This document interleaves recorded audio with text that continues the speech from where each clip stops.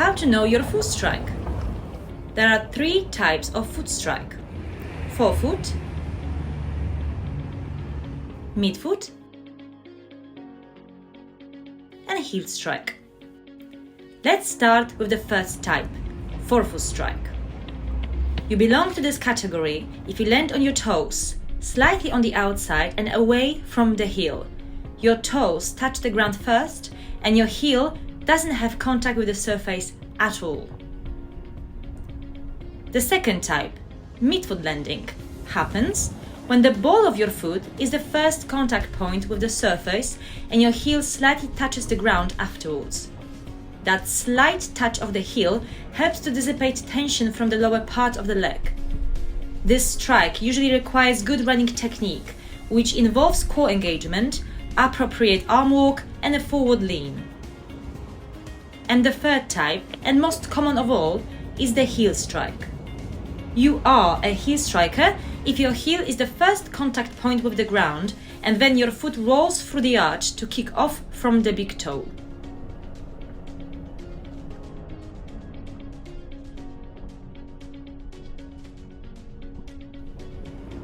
Here are some simple tips on how to improve your foot strike for running, no matter what type you are. First tip: try to minimize the time when your feet are in contact with the ground. Imagine that the surface is on fire, so you want to leave the ground as soon as you land. Second tip: avoid taking long steps when running, also called overstriding. When you overstride, you land heavily on your heel. This causes you to overextend from the knee, which prevents it from absorbing impact properly.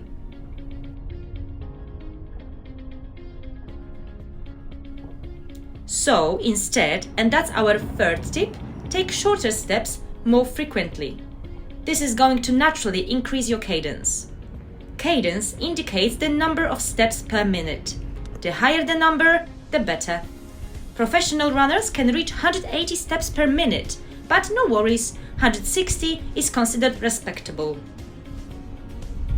And last but not least, our final tip is to incorporate strength training into your training schedule, especially to strengthen your core muscles.